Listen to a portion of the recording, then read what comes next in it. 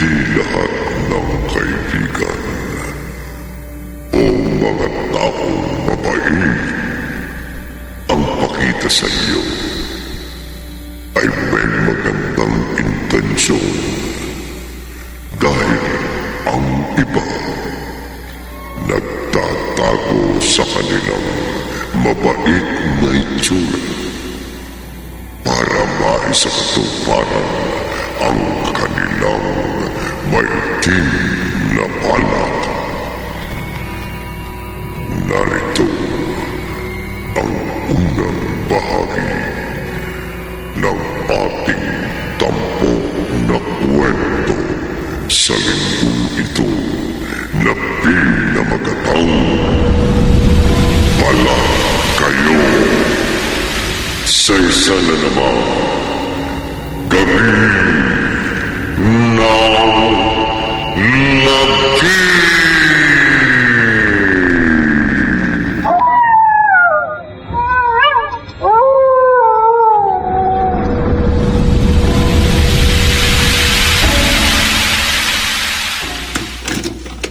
Halika, Marlon. Pumasok na tayo sa loob. Marlon, baka magkasakit ka niyan. Tama na. Huwag ka na umiyak.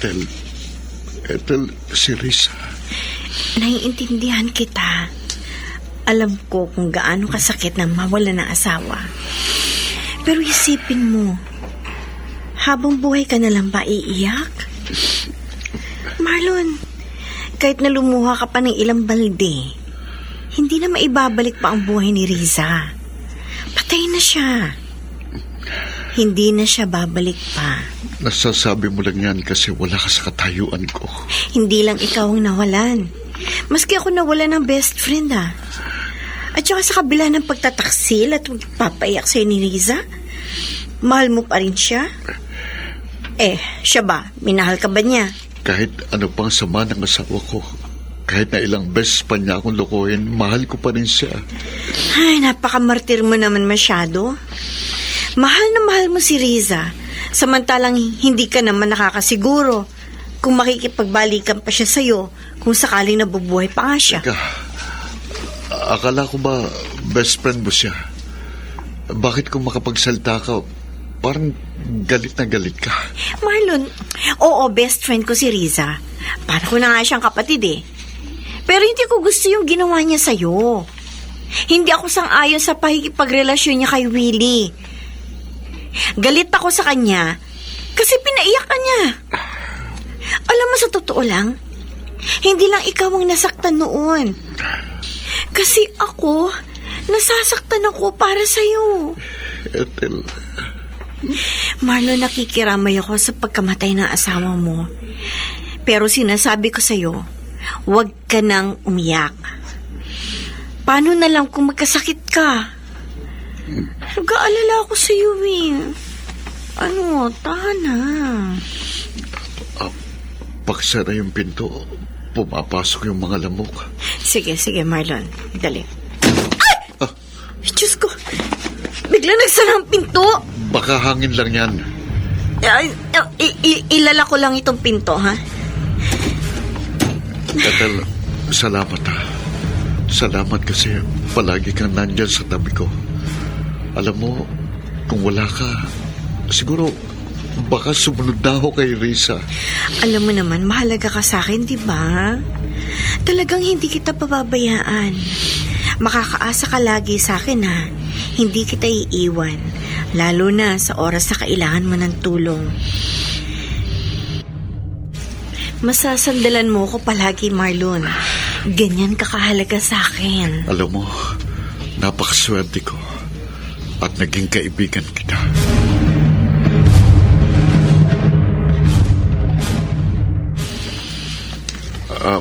Sige, Ethel. Pakiluto yung isang balot ng sweet ham dyan sa ref. Tapos, lutuin mo din yung 2 balot ng chicken noodles dyan para may sabaw tayo, ha? Okay, sige. Tatawagin kita once na maluto na yung pagkain natin, ha? Risa, bakit mo ko pinagpalit kay Willie? Ano ba yung naging pagkukulang ko sa'yo at nagtaksil ka sa akin? Bakit, Risa? Alam mo kung gaano kita kamahal. Ano ito? Bakit namatay itong mga ilaw? Pundido na siguro ito. Marlon? Marlon? Ethel, tinatawag mo ako? Hindi Exercise pa lang ako ng kanin. Ganun ba? Ethel, napupundi na itong fluorescent light dito sa dining area. Bukas, papapalitan ko na nga ito. Pero parang may narinig akong tumawag sa akin kanina. Marlon? Marlon? Ethel, talaga bang hindi mo ako tinatawag? Ba, hindi talaga. Marlon, kung gusto mo, samahan mo na ako dito sa kusina. O sige, pupunta ako dyan. Dinidefrost ko na itong sweet ham na gusto mo. Ako nang bahala magluto nito. Papalutungin ko ito para masarap. Ethel, talaga bang hindi mo ako tinawag kanina? Hindi. Bakit? Kasi parang may narinig akong tumatawag sa akin eh. Nako, wala yun. Guni-gunin mo lang yun. Pero may tanong ako sa'yo. Kumbinsido ka ba na si Jajang pumatay kay Risa? Oo. Yun kasi yung lumalabas sa investigasyon ng mga pulis, di ba? Eh bakit? Hindi ka ba kumbinsido na si Jaja ang suspect? Ewan ko. Malaki ang pagkakautang ni Riza kay Jaja. Bukod sa naging lover din niya ito Alam mo naman si Riza, mahilig sa lalaki, sa tomboy. Hindi ko sanang isipin, pero nakaarma lang siguro siya sa mga kasalanan niya sa'yo. Marlon, pwede ba? Huwag na nga natin isipin pa yun. Lalo magpapabigat lang yun sa dibdib mo At saka magtiwala tayo sa resulta ng investigasyon ng mga pulis. Tama ka. Oh, pati pa naman dito sa kusina, napupundi ang mga ilaw. Ay! Nag-brown out! Sandali huwag tayong magpanik. Kukuha tayo ng kandila at posporo. Oh, sandali, ito gamitin mo muna itong ilaw ng cellphone ko. Oh, Ethel, narinig mo yun? May tao yata sa taas Ano ka ba? Tayong dalawa lang naman nandito sa bahay, di ba? Huwag mo nang pansinin pa yung mga yabag na yan. Eto Nakakuha na ako ng posporo at kandila. Sandali, sisindihan ko lang to. Marlon? Marlon? Ethel, tinatawag mo ako? Oh, bakit? Ay, nako. Napapraning ka lang. Yan ang epekto sa kakaisip mo dyan kay Riza. Pagkakain natin, magpahinga ka na. Sasamahan na lang kita ngayon dito sa bahay. Sa pinagsanib na puwersa ng PNP Malolo sa Tagonoy, nahuli namin si Jaja. Nagtatago doon sa bayan ng kanyang tiyahin. Marlon, sa wakas, mabibigyan na ng hustisya ang pagkamatay ni Riza. PO3 Natalie, gaano kayo kasigurado na si Jaja ang pumatay sa asawa ko? Matibay ang mga ebidensya laban sa kanya. Tsaka siya lang ang pwedeng gumawa sa asawa mo. Siya lang ang may malaking galit. Kahit na nga kapatid ko si Riza, hindi ako sang-ayon sa ginawa niyang pangangaliwa sa'yo. Alam mo, Natalie, pinatawad ko ng asawa ko. Sa totoo lang, hindi ko nakuhang magalit sa kanya. Kahit na dinumihan pa niya ako. Ewan ko ba? Siguro nga, ipinanganak akong tanga. Swerte sa'yo ng kapatid ko. Bibihira na lang kasi yung mga lalaki na katulad mo na kayang magmahal pa rin ng tapat. Tanga si Riza. Pinakawalan ka pa niya. Pwede ko bang makausap yung pumatay sa asawa ko? Jaja Abelardo, may gustong kumausap sa'yo. Marlon? Hayop kang tomboy ka. Hindi ako pumatay sa asawa mo, Marlon. Maniwala ka sa akin. Na-frame up lang ako. Kung hindi ikaw ang pumatay, sino? Sinong pumatay sa asawa ko? Hindi ko alam. Basta maniwala ka sa akin. Inosente ako. Malaking galit mo sa asawa ko kasi niloko ka rin niya at pinaasa na mahal ka niya. Kaya may dahilan ka para patayin siya. At saka adik ka, di ba? Ang mga adik na tulad mo, walang pinapatawad. Siguro nga naging adik ako. Pero hindi ko kayang pumatay ng tao. Kasi may phobia ako sa dugo. Tama ng palusot mo. Mabulok ka ngayon sa bilangguan.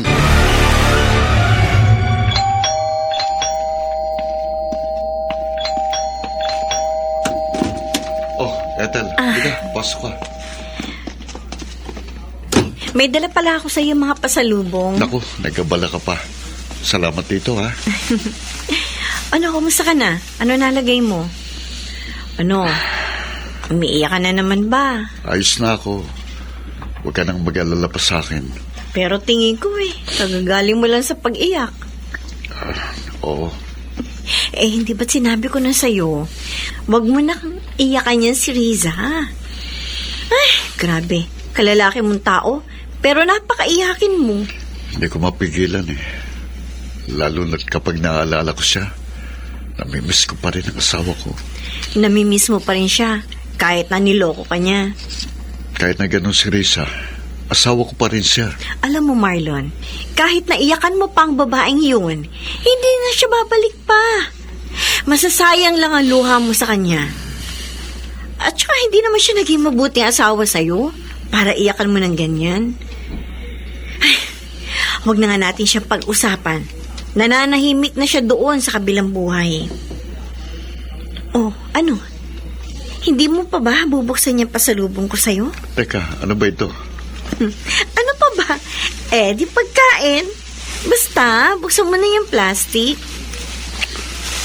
Wow, ang dami namang mga kakanin. Gusto ko ito, lalo na itong biko. Binili ko yan dyan sa tapat ng simbahan. Bagong gawa ang mga yan. Oo nga, pansin ko nga. Siya nga pala, gusto mo ng kape? Ipagtitimpla kita. Sige, Marlon, thank you. 2 tasa ng kape, isa para sa akin at isa para kay Ethel. Naku, wala na palang mainit na tubig. Teka, mag-iinit muna ako. Marlon? Marlon? Ethel, ikaw ba'y tumatawag sa akin? Ha? Hindi. Naglalaro ako dito ng Candy Crush. Ganun ba? Naku, Marlon. Guni-guni mo lang yun. Marlon? Marlon? Ko, ano ba itong nangyayari sa akin? Ay, nabasag. Bakit bigla na lang natapon yung tasa? Nabasag tuloy ang... Ano ba yan? Marlon? Okay ka na ba dyan? Okay lang ako. Sayang din yung instant coffee. Kukuha na nga lang ako ng ibang tasa. Ayan. Pinuntahan na kita dito, Marlon. Baka kasi kailangan mo ng tulong. Tama-tama. Ito na tong kape mo. Salamat. Ano ba nangyari sa'yo kanina? Nabasag lang yung tasa. Ethel, talaga bang hindi mo ako tinatawag kanina? Hindi. Naglalaro ako ng Candy Crush teka, bakit ba? May tumatawag sa akin Marlon ng Marlon. Ay, nako. Alam mo, guni-guni mo lang yun. Ethel, Oh. Huwag mo sabihin sa akin natatakot ka sa mga yabag na yun Naman! Sa kapitbahay mo lang yun. Kaya mo naririnig dito yung mga yabag nila kasi apartment itong tinitiran mo. Magkadikit kayo, di ba nga? Oh, pati nga yung mga usapan naririnig mo dito, di ba? Oh, yabag pa kaya? Di ba? Pero dati-rati, hindi naman ganun Ay, natapon. Aray ko. Kung ano ba yan? Napaso ka ba? Oo, napaso tong dibdib ko. Pero okay lang ako. Kaya ko ito. Hindi ka. Hubarin mo na yan damit mo. Sige na, gagamutin kita. Hubarin mo na. Oo, eto na. Naku, ayan. Naku, namumulat ang dibdib ko. Teka, tutulungan na kita dyan. Alam ko kung paano gamutin yan. Teka, kunin ko lang dito sa drawer yung first aid kit, ha? Ayan. Buti pala, meron kang pampahid dito ng mga paso sige, ako na magpapahid dito sa dibdib mo. Sige, salamat Marlon? bakit? Sana, ako na lang ang minahal mo. Nang sa ganun, hindi ka malungkot at umiiyak na yun. Ha? Anong sabi mo? Ang sabi ko, mahal kita. Matagal na. Hindi pa kayo mag-asawa ni Riza. Mahal na kita. Ethel, At ngayong wala na si Riza, sana ako naman ang mahalin mo. pero Ethel, Marlon, sandali.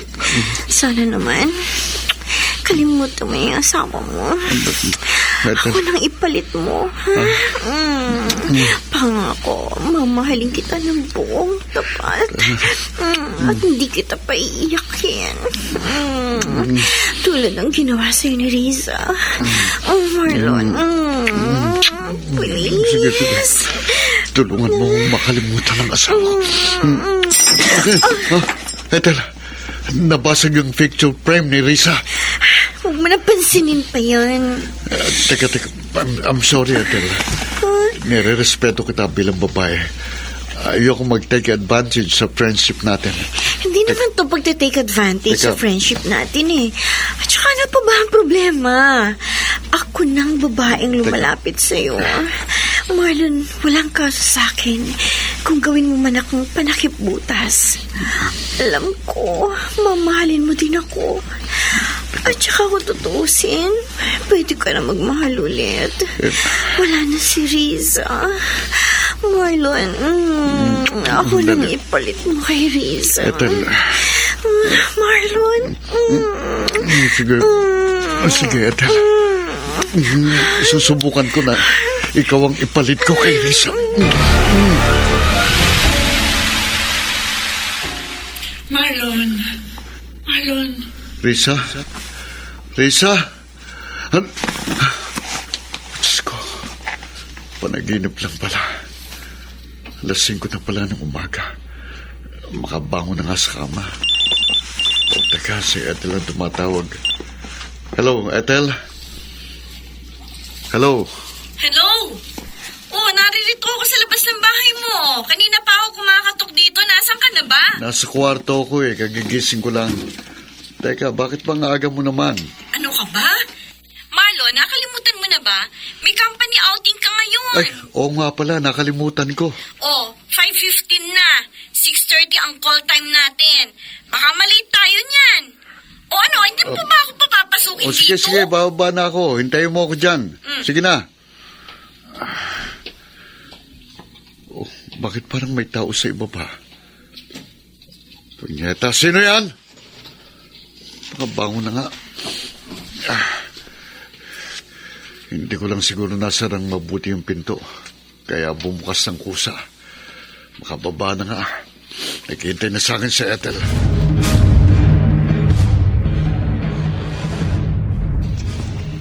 Marlon, bilisan mo na. Ano ba? Maliliit ka na. Eto, maliligo na ako. Makuha na nga yung tuwalya ko. Ethel! Ethel, ikaw ba yan? Ethel! Oh, bakit biglang nagsara ang pinto? Oh, bakit tayo mabuksan itong pinto? Ethel! Ethel, tulungan mo ako. Sandali. Hindi ko mabuksan ang pinto eh. O, teka lang. Sandali lang. Hindi ko mabuksan ang pinto. Ethel, tulungan mo ako. Marlon, huwag ka umalis. Lintik na. Ethel! Ethel! Sandali! Mabubuksan ko na yung pinto. Ethel! Marlon, huwag mong bubuksan. Huwag! Lumayo ka! Ah! Marlon? Hoy, ano ba nangyayari sa'yo? May multo. May Ha? multo. Ano? May multo akong nakita sa salamin. Sino? Marlon, sino yung nakita mo? Hindi ko nabukaan kasi malabong mga mata ko, di ba? Pero nakita ko yung multo, duguan. Talaga? Ay, ano sabi sa'yo? Ewan ko, hindi ko alam. Pero Ethel, parang boss ni Risa yung narinig ko kanina. Ano? Sigurado ka? Oo, parang si Risa yung nagmumulto. Naewan ko. Eh, bakit naman magmumulto sa'yo si Riza? Hindi ko nga alam. Pero madalas ko siyang mapanaginipan. May sinasabi siya sa akin. Ano naman yung sinasabi niya sa'yo? Palagi niyang sinasabi sa akin na mag-ingat daw ako at huwag magtiwala kahit kanino. Ganun? Marlon, tama na. Panaginip lang yon. No, and then, may tao sa baba. May nagbabasag ng mga gamit ko. Halika, maba tayo. Kung sino ka mang impact ko, tigilan mo na kami ni Ethel. Yung picture frame. Nabasag yung picture frame namin ni Risa nung ikasal kami. Tara na, Marlon. Umalis na tayo dito sa bahay mo. Sandali. Hindi kaya si Risa yung nagmumulto ngayon? Marlon, Ano bang kailangan mo sa akin, Risa? Bakit ka ba nagpapakita at nagpaparamdam sa akin? Marlon, tulungan mo ako. Bigyan mo ako ng hustisya. Hustisya? Hindi ba nakulong na si Jaja? Nakamit mo ng hustisya. Hindi siya, Marlon. Hindi siya. Kung hindi siya, sinong pumatay sa'yo? Marlon, mag-ingat ka. Huwag ka magtitiwala kahit kanino. Risa, liwanagin mo nga yung sinasabi mo. Sandali! Huwag ka munang umalis. Risa! Risa! Panaginip lang pala. Marlon? Marlon, ano, gising ka na ba? Oo, gising na ako, Ethel. Sandali. Bubuksan ko na yung pinto. Halika, kakain na. Naghahanda na ako ng almusal natin. Ano? Okay ba sa'yo itong bahay ko? Oo, kaso baka isipin ng mga kapitbahay mo na naglilibin na tayong dalawa. Hiyaan mo nga sila. Ethel, napaniginipan ko na naman si Risa. Talaga? Anong sinabi niya sa'yo? Hindi yata si Jajang pumatay sa asawa ko eh. Marlon, si Jaja ang pumatay kay Riza. Pero bakit ganun ang mga pahiwating niya sa akin sa panaginip? Pwede ba kalimutan mo na nga siya? Burahin mo na siya sa utak mo. Kaya kung ano-ano na lang yung napapanaginipan mo eh. Kasi patuloy mo pa rin siyang iniisip. Marlon, ilang taon ka nang pinahihirapan ng asawa mo. Hindi ka pa ba nagsasawa? Maawa ka naman sa sarili mo. Ethel, Girlfriend mo na ako ngayon. Kaya dapat sa akin lang ang atensyon mo. Sa akin lang. Ethel. Aray! Ang pinto. Hangin lang yan. Oh, bakit? Hindi mo mabuksan ang pinto? Oo, hindi ko mabuksan eh. Oh, mga yabag. May tao yata. Wala. Tayong dalawa lang nga nandito sa bahay ko. At saka walang multo dito. Pero Ethel... Oh, Ethel ang pinto. May pilitan nagbubukas. Diyos ko. Marlon, sandali. Pakikuha nga yung kutsilyo dyan sa ilalim na kama. Ha? Nagtatago ka ng kutsilyo dito sa kama? Oo, pang self-defense lang yan. In case na may mga has na looban ng bahay ko. Oh, kusang nagbukas ang pinto. Dali, kunin mo ni kutsilyo. Saan rito? Diyan sa ilalim ng kanang parte ng kama. Nakadikit siya sa bakal sa ilalim. Sige, Ethel. Teka, dito ba? Marlon, Punyeta! Ay! Bakit, Marlon? Sa ilalim ng kama. Sa ilalim. Merong... Ano meron? Ay, ako na ang kukuha. Ano ba meron dito sa ilalim? Wala naman. Si Risa. Nakita ko sa ilalim ng kama. Ano? Teka, Marlon, hindi ba nababaliw ka na? Hindi ako nababaliw, Ethel. Nakita ko talaga si Risa sa ilalim. Duguan nakatingin sa akin. Ay, sige na, Marlon. Huwag ka na matakot. Tama na. Risa! Risa, hindi ako natatakot sa'yo! Haharapin kita! Tandaan mo yan! Risa! Kung naririnig mo ako, nakikiusap ako sa'yo. Tigilan mo na ako. Tama na, ayoko na. Maawa ka na sa akin, Risa. Marlon! Ay, Diyos ko! Risa! Kung binenta mo man ang kaluluwa mo sa demonyo para makapanggulo sa amin, Wes! Hindi kami natatakot sa'yo! Kahit magsanib pwersa pa kayo, hindi namin kayo uurungan! Oh, Diyos ko. Ano ba itong nangyayari sa akin? Si Risa ba talaga yung nagpaparamdam sa amin ni Ethel? Oh, may doorbell naman sa labas pero bakit kumakatok pa sa pinto yung nasa labas? Teka, sino kaya yun? Bago ko buksan ang pinto, sisilip muna ako dito sa may pintuan kung sino yung bisitang nasa labas.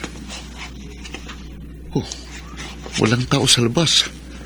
Kung gano'n, sino yung kumakatok sa pinto? May nanloloko yata sa akin, ha? Teka nga, kailangan kong makaharap ang gagong yun. Oh, wala namang tao sa labas, ha? Marlon. Hey! Sino ka?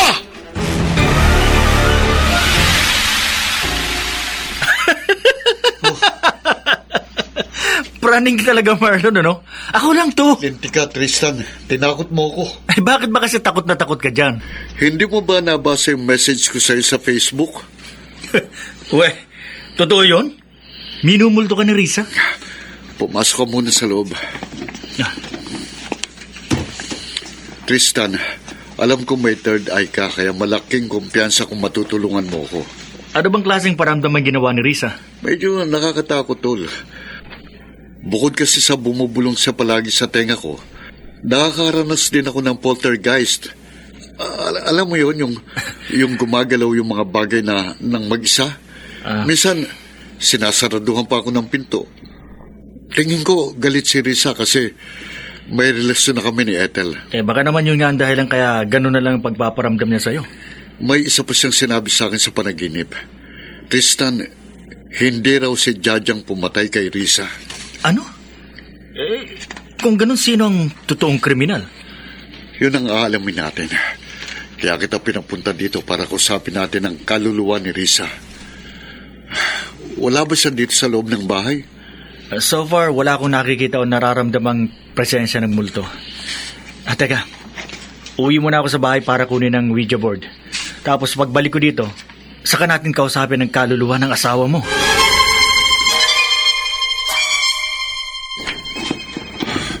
Bakit ganun? Hindi pa tayo nagsisimula pero ang creepy na ng bahay. Mayroon na kasi akong nararamdamang presensya sa loob ng bahay mo. Pero parang hindi yun ang asawa mo. Kailangan pa ba natin mag-Ouija board? I mean, nakakita ka naman ng mga multo. Oo, nakakakita ako pero hindi ako nakakarinig ng mga boses ng multo. Mas makapadali ang komunikasyon natin sa asawa mo kung gagamitan natin ng ganito. Kinakabahan ako eh. Nga pala, nakikita mo tong triangle pointer na ito? Planchette ang tawag dito. May salamin siya sa gitna. Actually, pwede mong gamitin to para makita ang multo ng asawa mo after na magsimula natin ang ritual. Parang ayoko. Ha? Oo, natatakot akong makita si Risa. Okay. Simulan na natin. Oo, teka, anong nangyayari? Bakit yumayanig ng mesa natin? Hindi pa tayo nagsisimula. Marlon, malakas ang kaluluwa ng asawa mo. Mukhang puno talaga siya ng galit o takot. O yan, minto ng pagyanig ng mesa. Tristan, anong nangyayari sa'yo? Hoy, bakit tulala ka? Pare, Ha? ayan na sila sa tabi mo. Sila? Sino-sino? Kasama ba si Risa? Si Risa pero may kasama siya. Sino? Ano itsura niya? Kung gusto mo sila makita, gamitin mo yung planchette. Akin na nga. Sisilipin kong asawa ko sa planchette.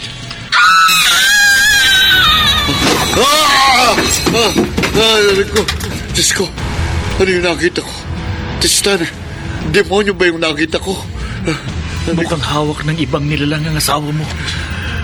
Nangyayari kasi sa mga kaluluwang puno ng galit o yung mga kaluluwang naghahanap ng hustisya ay nahuhulog sa kamay ng mga masamang nilalang o espiritu. Kung hindi nila makakamit ang hustisya, magiging masamang kaluluwa si Risa. May paraan ba para mailigtas ang asawa ko sa kamay ng masamang nilalang na nakita ko sa tabi ng kaluluwa ni Risa? May tumabig sa mesa natin. Marlon, aalis na ako! Sandali, Tristan. Huwag mo ako iwan dito, Tristan. Bumalik ka dito! Kumusta ka na, Marlon? Malalim naman yung iniisip mo. Siya nga pala. Bukas pupunta dito si Father Carlo Ruiz dito sa bahay mo. Siya yung pare ng Immaculate Conception Parish. Bibindisyonan niya ang buong bahay para mawala yung multong gumagambala dito. Walang mangyayari sa bendisyon na yan. Hindi rin matatahimik ang kaluluwa ni Risa hanggat hindi niya nakukuha ang totoong hustisya. Marlon, hindi si Riza yung nagpaparamdam sa atin, kundi isang masamang espiritu o demonyo. Kinokopya lamang niya ang itsura ng asawa mo. Ang mga demonyo magagaling magbalat kayo, kaya kailangan na ng intervention ng isang alagad ng simbahan. Galit ka ba kay Risa, Ethel? Oo, galit ako sa babaeng yun. Bakit? Hindi siya naging mabuting asawa sa'yo. Sa kabila ng pagmamahal mo, niloko ka lang niya. Yung ginawa sa kanya ni Jaja, deserve niya yon. Hindi si Jajang pumatay kay Risa. Ano ba yung mga pinagsasabi mo? Malakas sa ebidensya, si Jaja ang pumatay kay Riza. Teka, sino ba may sabi sa'yo na hindi si Jaja ang kriminal? Si Risa, I mean sa panaginip ko.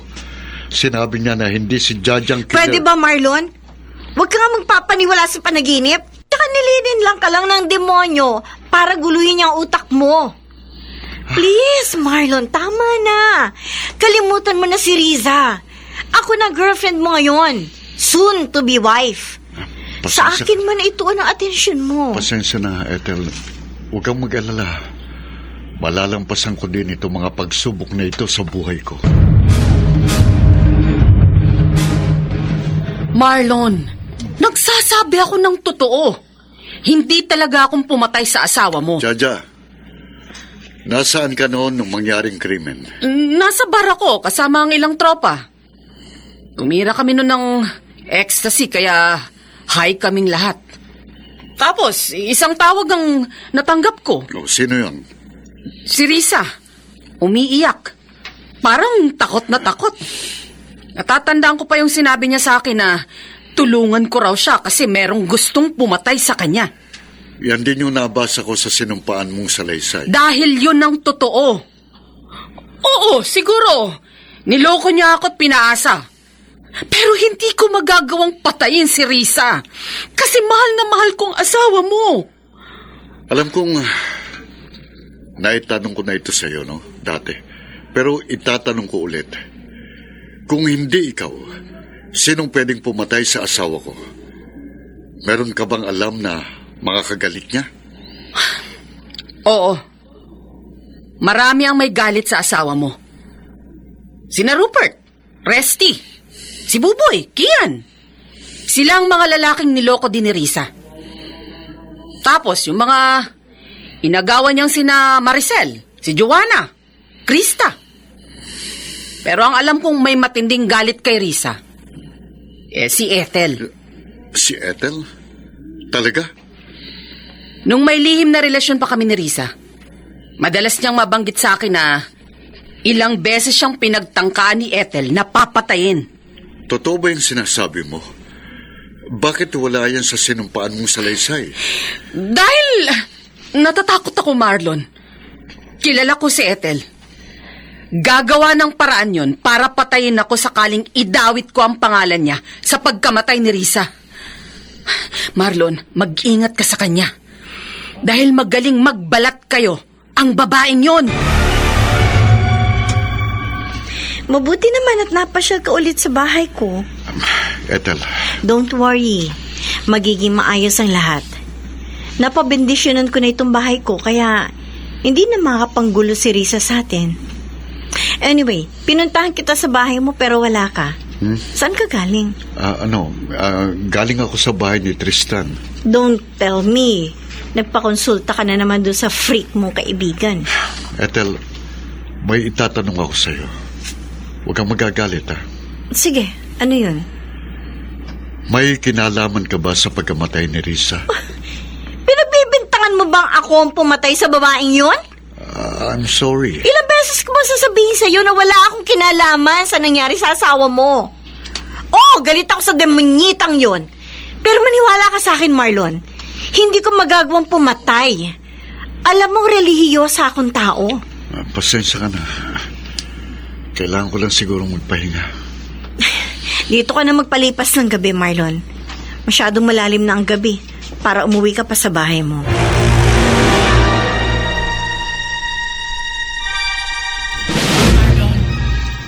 Marlon, Risa! Risa! Oh, Diyos ko. Panaginip lang pala.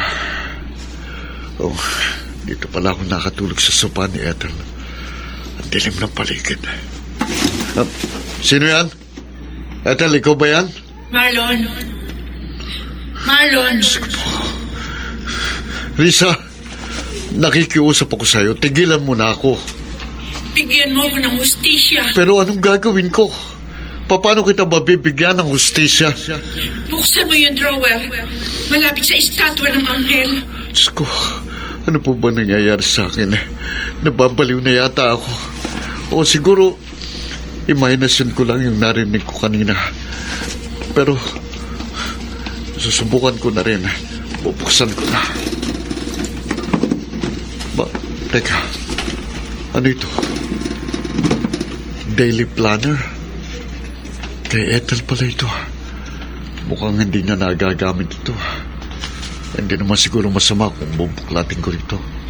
Buksan mo sa February 17. February 17? Daily schedule, 9 o'clock. Risa accomplished. Teka, alas 9:30 ng gabi nung natagpo ang patay si Risa. Ibig sabihin, naka-schedule si Ethel na pumunta sa bahay ni Risa ng 9 p.m.? Ano kaya kung... anong ibig sabihin itong accomplished? Bigyan mo ako ng hustisya. Bakit kaya humingi ng hustisya si Risa? May kinalaman kaya si Ethel sa pagkakapatay ni Risa? O di kaya... Marlon? Ethel? Ethel? Ano yung pinapakialaman mo dyan? Teka, bakit hawak mo yung daily planner ko? Magtapat ka nga sa akin. Noong February 17, pumunta ka sa tinutuluyang condo unit ni Risa? Ano, Ethel? Bakit hindi ka makasagot?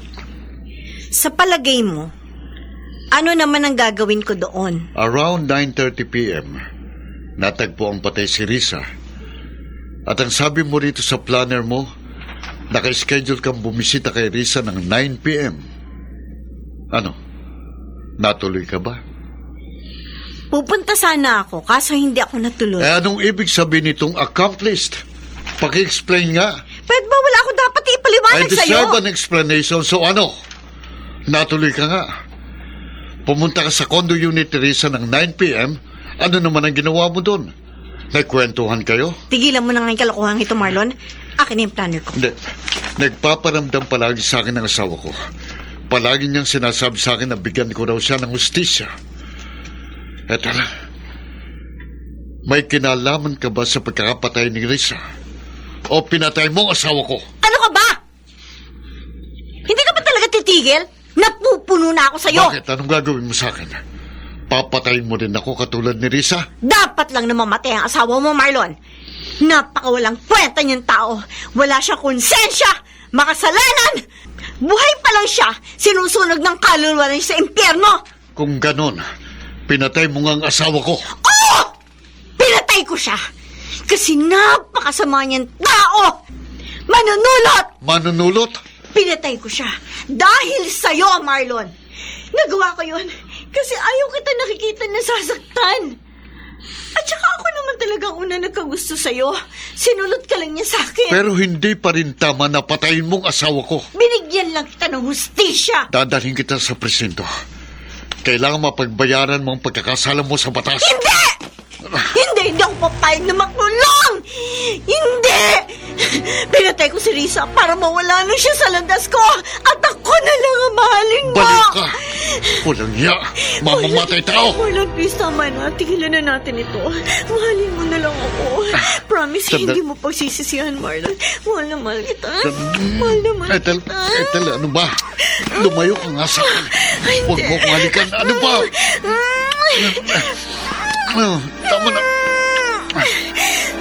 Halika na, Marlon. Akin ka lang.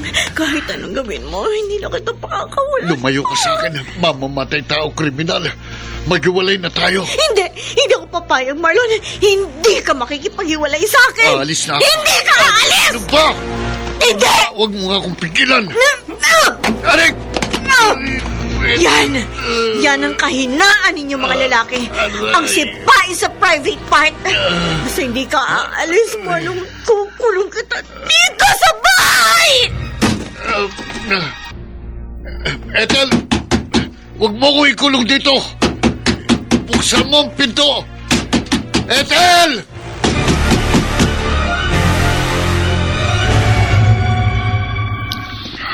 Oh, Marlon, napatawag ka. May problema ba? Hello, Natalie. Alam ko na kung sino pumatay kay Risa. Si Ethel. Talaga? Oo. Nasa loob ng bahay niyang ebidensya na si Ethel ang salarin. Natalie, tulungan mo ko. Nandito ko ngayon sa bahay ni Ethel. Kinulong niya ako. Hindi ako makalabas kasi nakakandado yung mga pinto. O sige, pupunta ako dyan ngayon din. Tutulungan kita. Natalie, pakabilisan mo lang. Baka dumating na si Ethel at pahirapan ulit ako. Okay, sige, hintayin mo ako.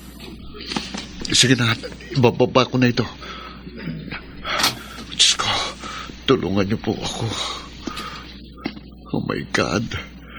Anong gagawin ko? Tulungan niyo ako. Nagulat ka? Kasi may kalibre 45 ako. Tsaka akala mo hindi na ako babalik. Kakamali ka, Marlon. Anong gagawin mo sa akin? It's showtime. Lumayo ka sa akin. Lumayo ka! Ibabaril ko to sa pagkalalaki mo. Kapag hindi ka nakipag-sex sa akin ngayong gabi. Ano? I love you, Marlon. Sandali. Till death do us part. Akin na yung baril mo. Ano ba, Marlon? Huwag mong agawin sa akin ang baril ko! Akin na! Hayop kang babae ka!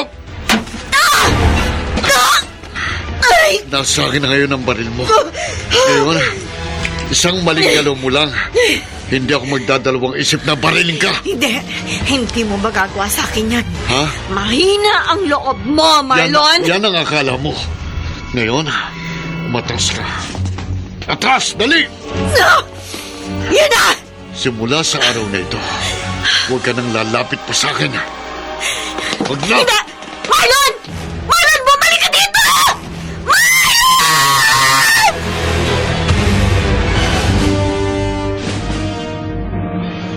Safe ka dito, Marlon. Hindi ka matutuntun ni Ethel. Sana nga. Saan kaya nagtagong kriminal na yun? Sayang nga at hindi na namin siya naabutan. Pero nakakuha kami ng ilang ebidensya na magpapatunay na si Ethel at hindi si Jaja ang pumatay kay Riza. Nakalaya na ba si Jaja? Oo, pinalaya na namin siya kanina. O, kung meron ka pang kailangan, huwag kang mahihiyang magsabi sa akin. Palagi lang ako nandito. Salamat, Natalie. Kaya ako ito ginagawa kasi. Special ka pa rin sa akin. Mahal mo pa rin ba ako? Hindi naman nagbabagong pagmamahal ko sa'yo. Kahit na mas pinili mo si Reza kaysa sa akin. Kung ikaw sigurong minahal ko sa halip na ang kapatid mo, baka siguro masayang-masaya ako sa buhay. Hindi pa naman huli ang lahat. Pwede ka na uli magmahal. Matapos lang ang problema ko sa psychopath na si Ethel, pinapangako ko sa'yo. Mamahalin na kita tulad ng pagmamahal na ibinigay ko sa kapatid mo.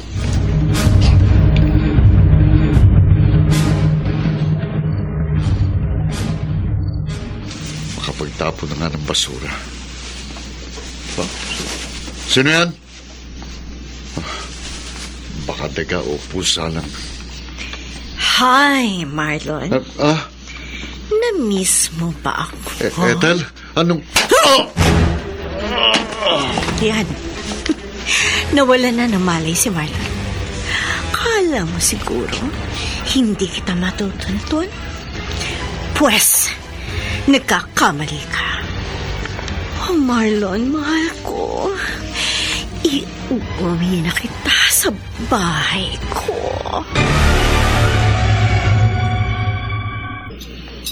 Alika, kumain ka na. Lumayo ka sa akin. Huwag kang lalapit. Pwede ba? Huwag ka nang magmatigas pa sa akin. Kumain ka na. Wala akong ganang kumain. Hayaan mo na lang akong mamatay. Hindi pwede, Marlon. Isang araw ka na hindi kumakain. Basta, sa ayaw o sa gusto mo, kakain ka. Ethel, ano ba? Bitiwan mo nga ako. Sinabi kong kumain ka, kumain ka! Walang niya ka. Bakit mo tinabig yung platong hawak ko? Tignan mo yung ginawa mo. Natapon tuloy ang pagkain mo. Ikaw talaga sumusobra ka na! Ethel, ano ba? Tama na. Ano ba kasi problema mo, ha? Bakit hindi mo ako makuhang mahalin? Kahit kailan hindi ko mamahalin ng isang baliw na katulad mo. Ano sinabi mo? Ulitin mo, ha? Ano? Ang sabi ko, baliw ka! Pagkatapos kitang mahalin, pagkatapos kitang tulungan, pagkatapos kitang damayan, eto pa ang igaganti mo sa akin? Ang sama mo, Marlon. Anong klase kang lalaki? Wala kang utang na loob! Talagang wala akong utang na loob sa'yo kasi pinatay mo ang asawa ko. Mamamatay tao. Walang Kriminal. Tama na, masakit na. Maawa sa akin. Pagkatapos ngayon, magmamakaawa ka sa akin? Marlon, kahit anong gawin mo, hindi ka na makakapalagpas sa akin.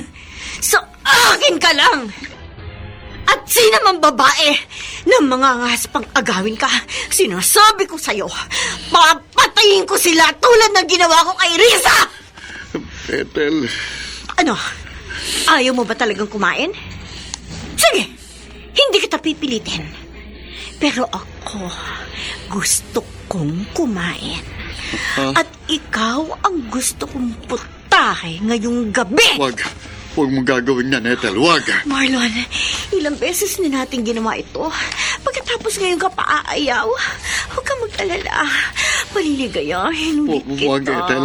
Maawa sa akin, huwag. Bango. Alam mo, Marlon, na-addict talaga ako sa amoy mo. Ethel, huwag. Ano ba? Huwag. Tumahimik ka nga dyan. Kapag ako naasar sa'yo, papatayin kita! Lumayo ka sa akin. Lumayo ka sa akin. Hindi ka ba talaga titigil, ha? Gusto mo pa yatang nasasaktan. Sige, pagbibigyan kita! Pagbibigyan kita! Pagbibigyan kita! Nasasaktan ako. Tumahimik ka na! Para hindi ka masaktan pa! Marlon, hindi ko na makakatakas sa pagkakatali ko sa'yo. Kaya wag mo na tangkayin pa. Sa'yo. Ay! Bakit mo ako sinipa? Walang yaka. Walang yaka, lalaki ka. Maitali ko na nga rin pati yung mga paa mo! Aray! May bitiwan mo ko. Tama na. Hindi! Dito ka lang sa tabi ko. Ano ba yan? Uhubarin ko na ang boxers mo. Ayan. Wag. Tulungan niyo ako! O ano? Riza!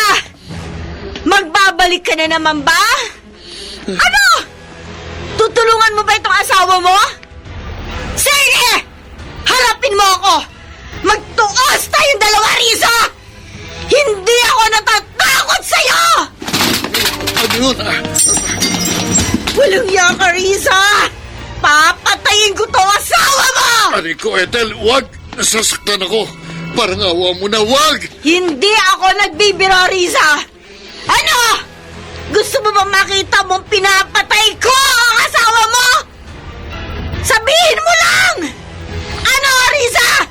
Hinahaman kita! Magpakita ka sa akin! Magtuos tayo dalawa! Naririto na ako. Sa likonin mo. Lumayo ka sa akin! Hayop ka! Huwag ka lalapit! Dapat siya mamatay din. Natulad ko! Patayin ko tong asawa mo! Hindi ako nagbibiro! Papatayin ko siya! Katulad ko, Ethel! Lumayo ka sa akin! Tama na, Riza!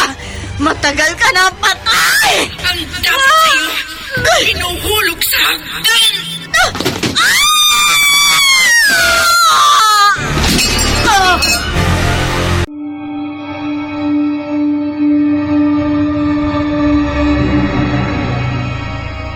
Ito na ba ang katapusan ni Ethel?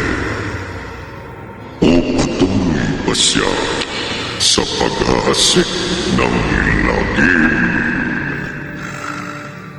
Pakinggan bukas ng gabi ang ikalima at huling bahagi ng ating tampok na kwento sa linggong ito na pinamagatang Balat Kayo sa isa na naman gabi ng lagim.